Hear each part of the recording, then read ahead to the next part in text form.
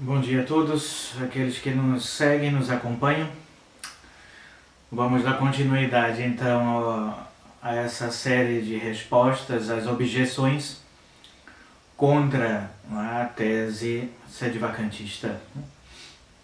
Falamos recentemente e expomos uma conferência do Bispo Dom Tomás e hoje vamos ver, assistir uma outra conferência de um dos padres também do Mosteiro da Santa Cruz, onde ele faz uma objeção contra o sedevacantismo baseado nesse livreto aqui, dito Pequeno Catecismo sobre o sedevacantismo, publicado por um sacerdote da São Pio X e também pelos dominicanos de Évria, difundido aqui também no Brasil pelo Mosteiro da Santa Cruz. Então vamos tecer alguns comentários sobre esse catecismo, dar algumas recomendações e depois vamos ver alguns desses argumentos que ele põe aí e ver se de fato são respostas condizentes ou não contra a nossa posição católica. Então hoje vamos ver esse padre João Batista e na próxima aula vamos ver também o padre Joaquim, que é um sacerdote lá da Bahia, tem um mosteiro na Bahia também dessa resistência, e ele também enviou um áudio para os fiéis alertando contra o perigo sedevacantista. Então vamos ver também todas as suas referências teológicas, em que ele se baseia todo o seu estudo e formação. Então prestemos atenção, o padre João Batista não vai dizer nada novo, simplesmente lê esse catecismo. Então ele vai falar sobre a possibilidade de se um papa herege pode ser verdadeiro papa, se um herege pode ser verdadeiro papa. Depois, se ele pode ser cabeça da igreja. Ele fala que é normal que haja essa compatibilidade entre heresia e jurisdição, é normal que uma pessoa tenha jurisdição e seja herege. Que a heresia não basta para que um papa perca o seu ofício, diz o João Batista. Depois ele vai falar sobre a bula do Papa Paulo IV, que segundo ele foi abrogada. Depois, sobre a invalidade das novas sagrações, que seria um outro argumento sedevacantista. Outro é que o Concílio Vaticano II não é dogmático, que o Magistério Ordinário Universal não vale nada, ou seja, os bispos ensinando a mesma doutrina no mundo inteiro reunido em concílio não vale nada. E depois também sobre a missa unacum, onde diz ele que é normal se rezar por um papa herético no cânon da missa. E aí ele condena o sedevacantismo no final como teoria perigosa, imprudente e errada. Então vamos ver o que ele diz e depois fazer alguns comentários a esse vídeo.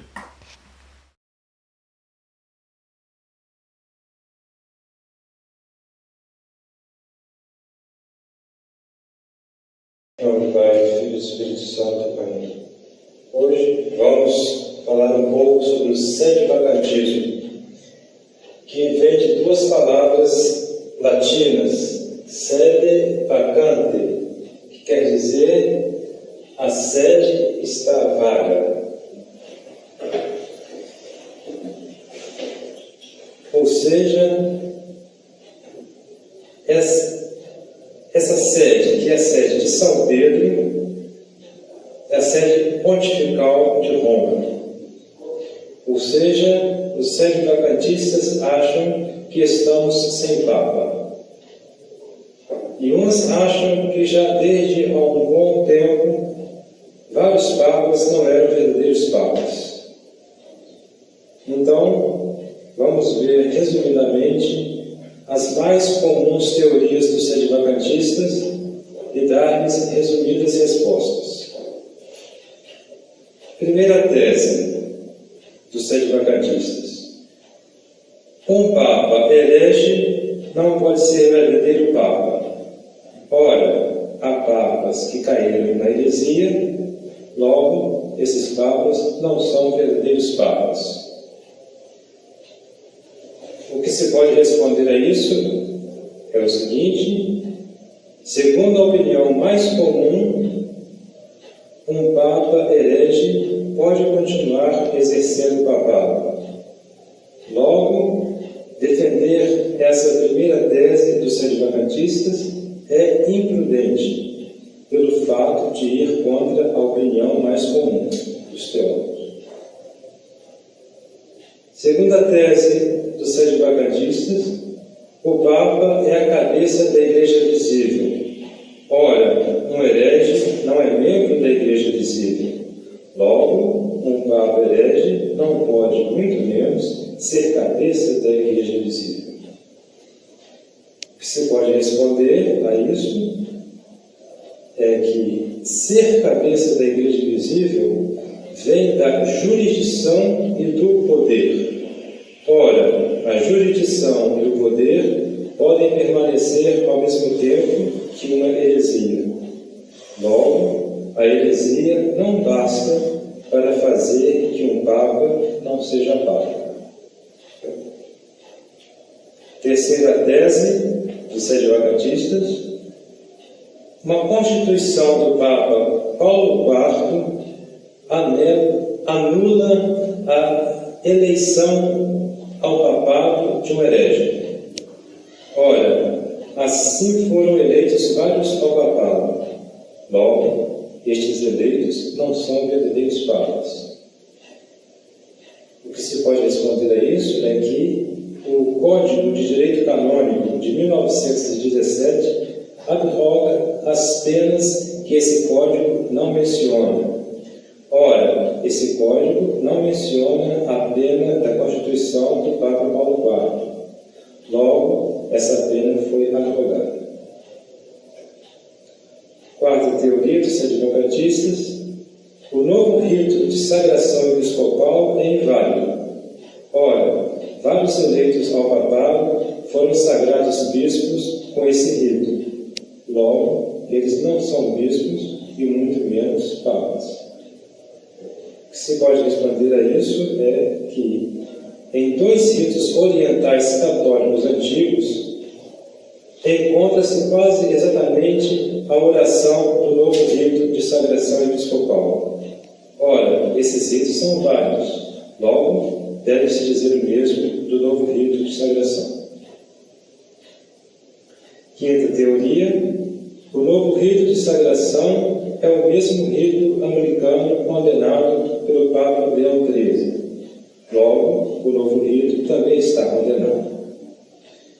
O que se pode responder a isso é que não é verdade. O novo rito parece-se sim com um rito americano posterior à condenação de Leão XIII. Ora, esse novo rito americano não foi condenado. Logo, por aí não se pode concluir que o novo rito de Paulo VI esteja condenado. Sexta teoria dos sedvacantistas: o magistério ordinário universal é infalível, não tem erros. Ora, o Concílio Vaticano II tem erros. Logo, o Papa que aprovou esse concílio não era verdadeiro Papa. Resposta: o magistério do Vaticano II não se apresenta como quem ensina verdades a serem cridas de maneira firme e definitiva. Ora, nessas condições, esse ensinamento não tem o carisma da infalibilidade. Logo, o Vaticano II pode conter erros sem que isso implique que aquele que o aprovou não seja Papa. Sétima teoria dos sedvacantistas: é o mesmo argumento que acabamos de ver aplicado às novas leis litúrgicas e canônicas. E a resposta a esta tese é a mesma resposta que já demos, aplicando-se essas mesmas leis. Oitava teoria dos Sedvacantistas: na intenção pessoal dos últimos papas, não há intenção habitual de buscar o bem da Igreja. Ora, eles não tendo essa intenção, são privados da autoridade. Logo, eles não são verdadeiros papas. Resposta: não é possível provar que na intenção pessoal desses papas não há intenção habitual de buscar o bem da Igreja. Igualmente, é impossível provar que, não havendo essa intenção, se perde a autoridade. Logo, por esses meios, é impossível provar que os últimos papas não sejam verdadeiros papas. Quanto a isso, é interessante notar o seguinte: uma coisa distinta, diferente, é dizer que o bem comum da fé católica está sendo considerado pelos últimos papas como um simples apego pessoal.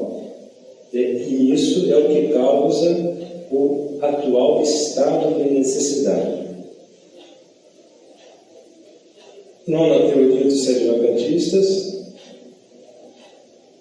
rezar na missa as palavras una cum papa querem dizer que se está em união com o Papa.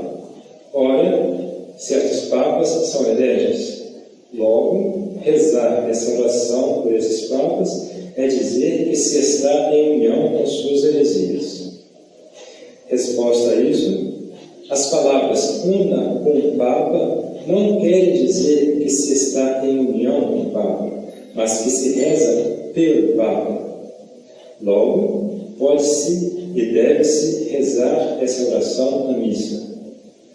Uma das provas de que essa oração significa pedir pelo Papa é que, quando um bispo reza a missa, na passagem em que se diz normalmente una cum episcopo, o bispo diz una cum me. E essas palavras não significam, é claro, em união comigo, mas por mim. Então, esse foi um pequeno resumo das teorias dos Sedvacantistas e um resumo das respostas que convêm a essas teorias.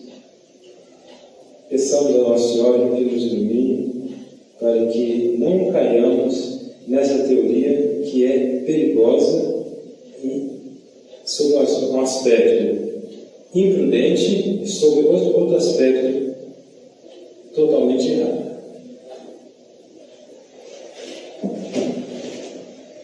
Pai, Filho e Espírito Santo. Amém.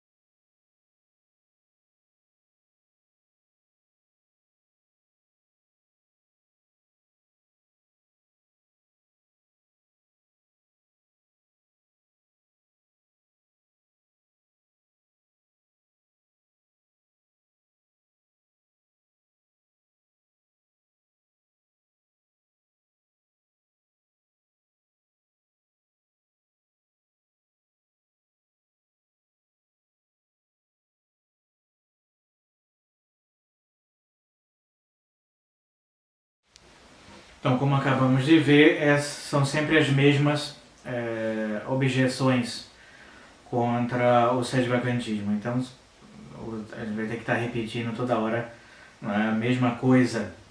Por isso que eu digo que vocês devem ir no terceiro vídeo lá sobre objeções ao sedvacantismo, Lá nós colocamos toda uma referência de teólogos, canonistas, moralistas, direito canônico, história da igreja, respondendo todas essas objeções, manuais de apologética, né, sobre os papas maus, etc. Então ele começa dizendo que um herege, se perguntando, né, um papa herege não pode ser verdadeiro papa? Seja sempre naquela possibilidade, né, na hipótese de que um papa legítimo, né, escolhido, né, eleito em conclave, válido, né, pode, né, ser um herege e continuar sendo papa? Aí ele dá uma resposta dizendo que, segundo a opinião comum dos teólogos, um papa pode ser herege e papa. Recordemos sempre o que nós falamos sobre esses adversários do sedivacantismo.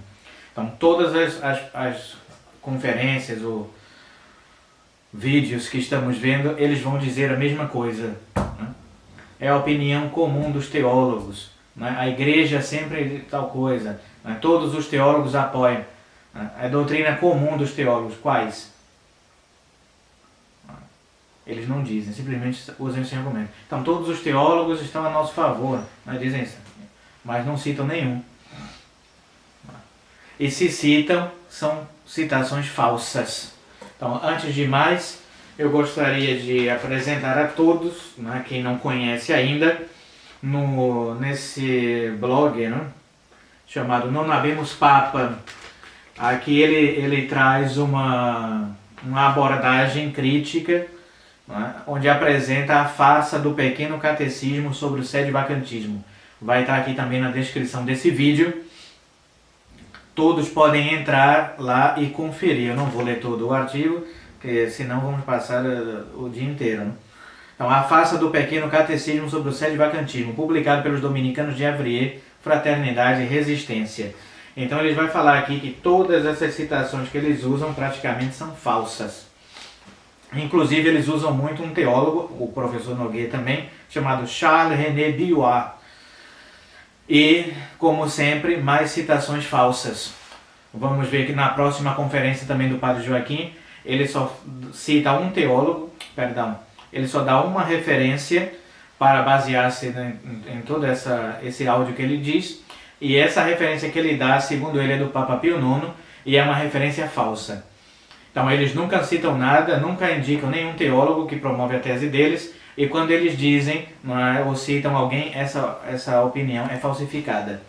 Então, nesse pequeno catecismo, a mesma coisa. Usam Billois, não é, dão várias citações aí, né? Por exemplo, se um católico estivesse convencido de que o Papa fosse um herege formal e manifesto, ele deveria então concluir que ele não é mais um Papa? Para responder a isto e opor-se ao ensino de São Belarmino, que ensina que devemos julgar um herege por seus atos externos, outro teólogo era necessário, que é esse padre Billois.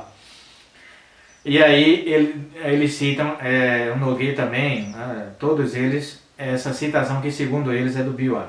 De acordo com a opinião mais comum, é sempre assim, de acordo com todos os teólogos, a opinião mais comum, Cristo, por uma providência particular para o bem comum e tranquilidade da Igreja, continua a dar jurisdição até mesmo a um pontífice manifestamente herético, até o dia em que ele seja declarado herege manifesto pela Igreja.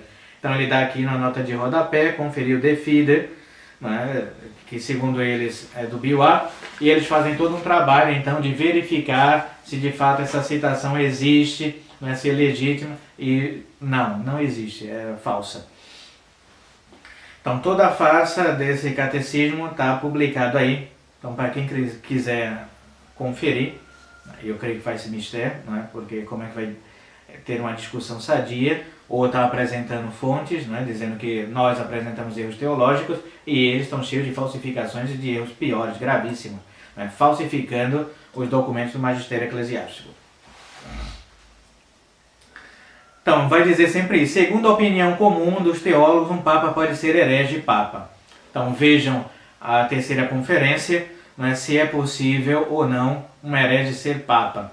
Eu falei também logo no começo que o cardeal Franzeli, né, fala da Societas Fidei. Para pertencer a essa sociedade da fé, ou seja, ser católico, ser membro da igreja, é necessário professar a fé católica. Um herege não faz parte da igreja. E todos os canonistas que nós citamos, e mesmo papas, dizem que um herege não pode ser papa, não pode ser cabeça da igreja, quem não é membro da igreja. Então tudo isso mostra a falta do conhecimento disso aqui, Catecismo de São Pio X. No Catecismo de São Pio X, tratando sobre a igreja em particular, vai dizer lá: dizei precisamente o que é necessário para alguém ser membro da igreja. Então ser papa é ser membro da igreja, ser teto, cabeça. Para alguém ser membro da igreja é necessário estar batizado, crer e professar a doutrina de Jesus Cristo, participar dos mesmos sacramentos, reconhecer o Papa e outros legítimos pastores da igreja. Então, o que é necessário para alguém ser membro da igreja?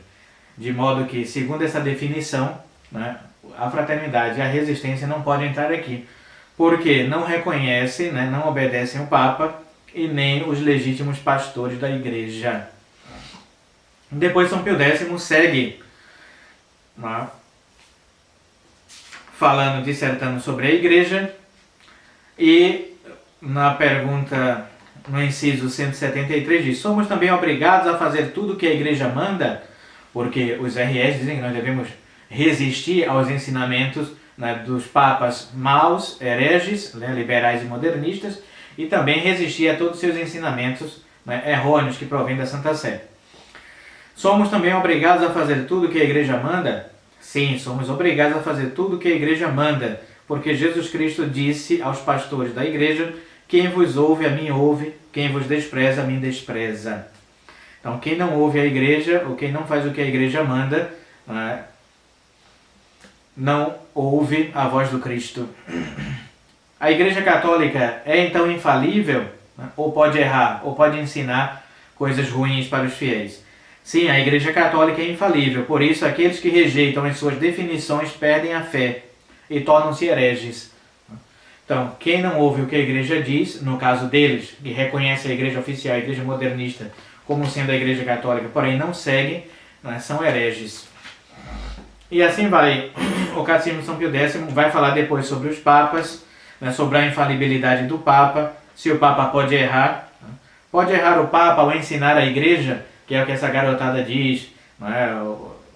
A RR, esses padres todos vão dizer isso, que o Papa pode ser herege publicamente, ensinar heresias, né, dizer o que quiser, fazer todo tipo de ato externo herético e continua sendo Papa.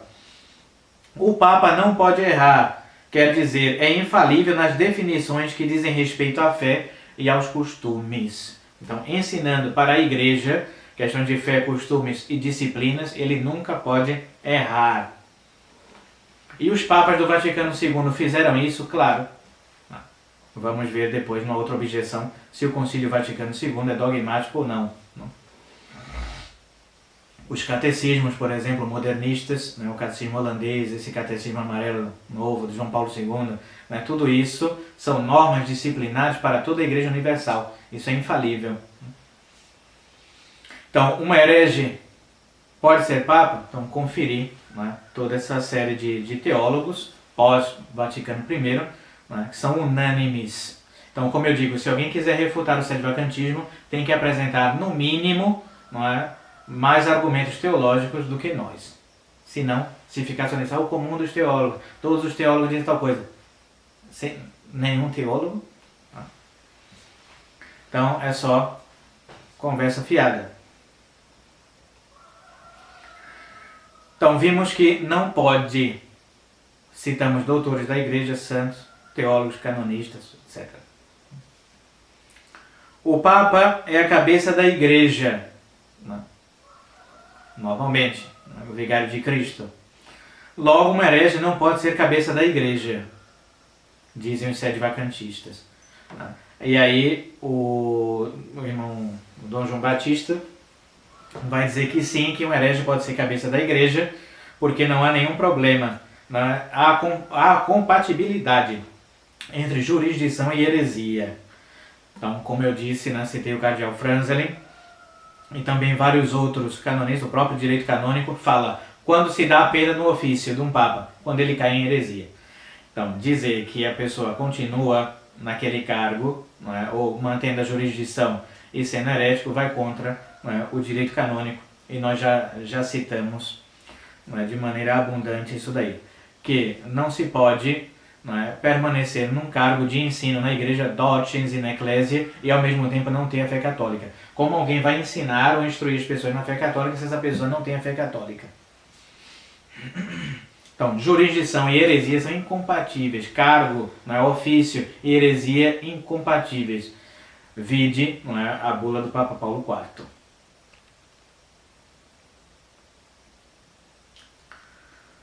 A heresia, não basta para que um Papa perca a função, um ofício. Então, e eles fazem essas afirmações assim, né? A heresia não basta, né? Você pode ser herege, pecar publicamente contra a fé, desertar da fé, apostatar, e ele continua sendo Papa. Então recomendo também, né, Arnaldo Xavier da Silveira sobre esse tema, que nós já foi abundantemente tratado. Depois ele fala sobre a bula de Paulo IV, código de 1917, abroga as penas que esse código não menciona, né, segundo eles. Então um código de direito canônico, né, inclusive ele cita aí do cardeal Gasparri. Então o cardeal Gasparri foi incumbido de fazer, né, o Código de Direito Canônico. Ele estava à frente de toda a comissão pedida pelo Papa São Pio X para elaborar o Código de Direito Canônico de 1917. Esse código depois foi promulgado pelo Papa seguinte, Bento XV, e o cardeal Gasparri então fez todas as anotações do Código de Direito Canônico de 1917, pôs todas as fontes de citação, de referências, né, para se alguém tiver alguma dúvida, fez todo o índice, fez tudo. Então, no Código de Direito Canônico do cardeal Gasparri, diz lá, falando sobre, não é, aqueles que perdem o ofício, sobre a perda do ofício. Né? Aí diz lá, quem cai em heresia pública e manifesta, né, perde o ofício. E lá embaixo, para conferir, né, em que está baseado nisso? Bula do Papa Paulo IV, com ex apostolatus officio, bula do Papa Paulo IV, está lá. Inserida no direito canônico. E aí a pessoa diz que não, que isso não quer dizer nada. Aqui no catecismo do Sede-Vacantismo, ele vai dizer isso, que é simplesmente uma anotação, aí dá como nota, o próprio Sede-Vacantistas reconhecem, tudo mentira, a gente não reconhece nada disso, né? E assim, o Código de Direito Canônico, a bula de Paulo IV é uma constituição dogmática, porém não passa disso. É algo dogmático, mas que não deve ser seguido, né, porque foi abrogado. Aí quem abrogou? Dominicano de Evrier. É referência, a bula do Papa Paulo IV é uma referência sobre perda no ofício por heresia. Então, como é que se pode anular ou abrogar algo que é dogmático, né, que foi proclamado, publicado para a Igreja Universal? Então, como é que um Papa abroga o que o outro disse, ou o que o outro fez, né? E numa bula dogmática, como eles mesmos reconhecem isso. Então, que dogma é esse que não vale nada? E depois dizem também que então, o Papa São Pio X fez elaborou um documento chamado Se Vacante, né? Quando morre um Papa, o que se deve fazer para preparar, né, todo um conclave, né, como se deve reger um conclave. E essa é uma objeção interessante também que sempre fazem. Então, nessa bula, Vacante Sede Apostólica, né, do Papa Pio X, vai dizer, né, o que deve ser feito para regular um conclave. E eles dizem que isso daí abrogou, não é, as penas da bula do Papa Paulo IV, uma coisa que não tem nada a ver com a outra. Uma coisa para regular um conclave, outra coisa é uma bula dogmática, condenando, anatematizando os hereges e aqueles que tentam usurpar, não é, a Santa Sé Apostólica, a sede, né, a cadeira de Pedro. Então ele vai dizer que um herege não pode ser Papa. Porém, nesse documento, nessa Constituição Vacante Sede Apostólica, foi feita primeiro por Pio X, depois foi feita por Pio XII, e é interessante notar, que é uma objeção também contra o Sede-Vacantismo, que diz o seguinte: a Constituição de Pio XII, de 8 de dezembro de 1945, Vacantes Apostolicae Sedes, que substituiu a de Pio X, né, a última legislação sobre a sé vacante, ou seja, quando morre algum Papa, deve se eleger outro. Então, essas normas foram alteradas pelo Papa Pio XII. E diz o seguinte: nenhum cardeal pode ser excluído de modo algum da eleição ativa ou passiva do soberano pontífice, sobre nenhum pretexto, nem por causa de excomunhão, suspensão, proibição ou por outro impedimento eclesiástico. Levantamos a suspensão de tais censuras somente para esse gênero de eleição. Em outras ocasiões devem-se manter seu vigor. Então, como eles são analfabetos, não sabem ler, não é? Aqui fala somente de suspensão eclesiástica ou excomunhão, o que não tem nada a ver com heresia. Em nenhum momento nesse documento, Pio XII diz que um herege pode ser papa. Não é? Um cardeal herético pode ir lá e ser eleito papa. Fala somente da pena de excomunhão, interdito, suspensão, que são penas eclesiásticas, né, para aqueles que infligem algumas leis canônicas ou que pecam publicamente, mas não que apostatam publicamente da fé católica.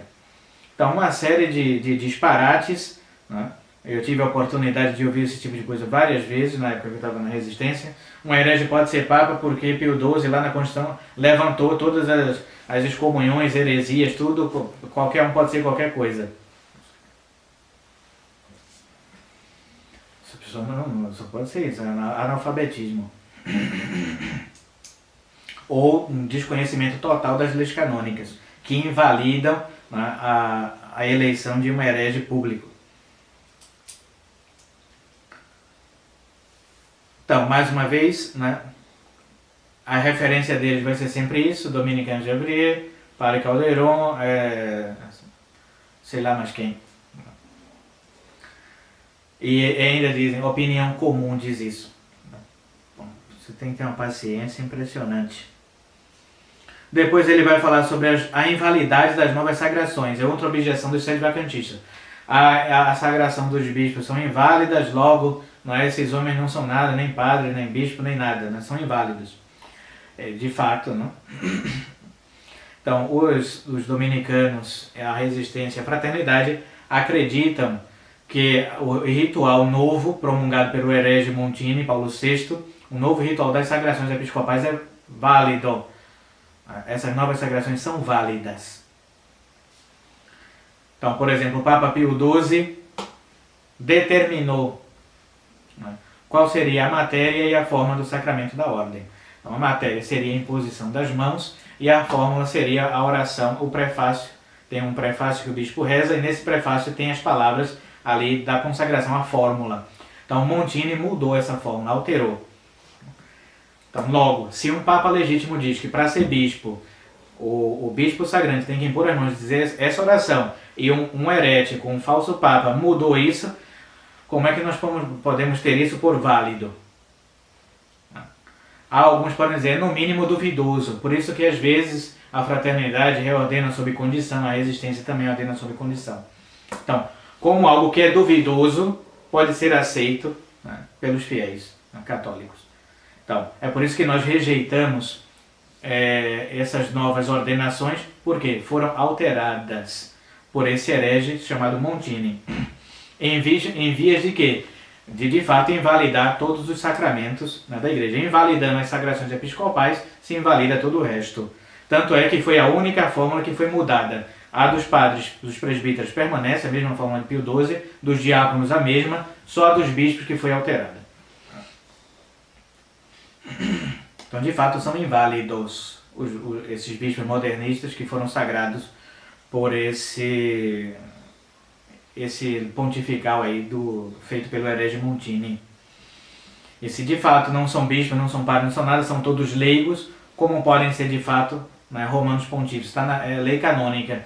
Um leigo pode ser papa? Pode, mas ele tem que ser ordenado padre, depois sagrado bispo e depois ser eleito. Para ser eleito validamente tem que ser no mínimo bispo. Depois, o Concílio Vaticano II não é dogmático. As suas leis são disciplinares. Será que isso é verdade? Então, quem quiser conferir se isso é verdade ou não, entre na conferência número 3, Resposta às Objeções do Sede-Vacantismo. Lá nos comentários eu pus, né, tudo que Paulo VI, as alocuções de Paulo VI, dizendo que o Vaticano II é obrigatório, é de fé católica, que nenhum teólogo pode se afastar dos ensinamentos do Concílio Vaticano II. né? E depois Paulo VI vai dizer que, por mais que ele não tenha se pronunciado ex cátedra, ou seja, por mais que não haja proclamações solenes, nenhum dogma foi proclamado, por assim dizer, como o da Imaculada Conceição ou a Assunção de Maria, porém todos os documentos do concílio fazem parte do magistério ordinário universal, ou seja, são obrigatórios. O magistério ordinário universal é idêntico ao magistério solene do Papa. Ah, padre, você não pode dizer isso é mentira, como assim? O ensinamento dos bispos reunidos em concílio, né, juntamente com o Papa, os bispos dispersos pelo mundo inteiro, ensinando a mesma doutrina que o Papa, tem o mesmo valor de um pronunciamento ex cátedra, solene? Sim. E onde o senhor pode se basear para dizer isso? No Código de Direito Canônico. Então vamos lá, mais uma vez, de maneira exaustiva, citar o direito canônico. Então essa edição que nós temos é a edição da BAC, na Biblioteca de Autores Cristãos, Direito Canônico, comentado, em toda a jurisdição complementar, etc. e tal. Vamos botar na descrição também, acho que já colocamos no vídeo 3, porém não tratamos sobre essa questão do Magistério Ordinário Universal. Então no cânon 1325 vai dizer o seguinte no inciso 2. Se alguém depois de haver recebido o batismo, falando sobre o magistério eclesiástico, no cânon 1323, vai dizer o seguinte: é necessário crer com fé divina e católica tudo o que se contém na palavra de Deus escrita ou na tradição divina, em que a Igreja, por definição solene ou por seu magistério ordinário universal, propõe como divinamente revelado. Então, tudo que a Igreja define, tanto no seu magistério solene, como em definições solenes, tudo que a Igreja define de maneira solene, ou por meio do magistério ordinário universal, tudo que a Igreja propõe, o católico deve ter como sendo divinamente revelado. E aí tem uma notinha, um comentário sobre esse cânon 1323. Aí lá embaixo vai dizer o seguinte: o magistério ordinário e universal da Igreja é o exercido por todos os bispos do mundo nas suas dioceses. Então, o magistério ordinário e universal é exercido por todos os bispos diocesanos embaixo a autoridade e dependência do Papa, do Pontífice Romano. Os ensinamentos do magistério ordinário têm igual valor que os do solene. Então, o magistério ordinário universal tem o mesmo valor, tem igual valor que as do magistério solene, ou seja, os pronunciamentos ex cátedra do Romano Pontífice. Tá? Então, o Concílio Vaticano II, como diz o falso Papa Paulo VI, para quem acredita que ele é Papa e para quem segue a Igreja Conciliar, são obrigatórios. Então, o reconhecer e resistir, mais uma vez, é falso, vai contra o ensinamento dos falsos papas modernistas. Então, dizer, isso já é velho. Então, a Montfort, recentemente a Montfort fez um congresso lá em João Pessoa, só para condenar o Concílio Vaticano II. Eu consigo dizer que o Concílio Vaticano II é pastoral, que tem erros, heresia no concílio. Então toda essa gente é uma seita cismática e herética. Todos eles, resistência, fraternidade, tudo isso que põe os fiéis a desobedecerem um concílio ecumênico, um magistério ordinário universal, não são católicos. Então o Concílio Vaticano II é obrigatório, sim, faz parte, é lei divina, revelada. Não se pode discutir, está lá, quem quiser, é só ver as citações que colocamos do Paulo VI, onde ele obriga todos os teólogos a seguirem o Vaticano II. Depois, um outro ponto interessante é a questão da missa unacum, tão discutida e debatida. Então, o Dom João Batista fala aí que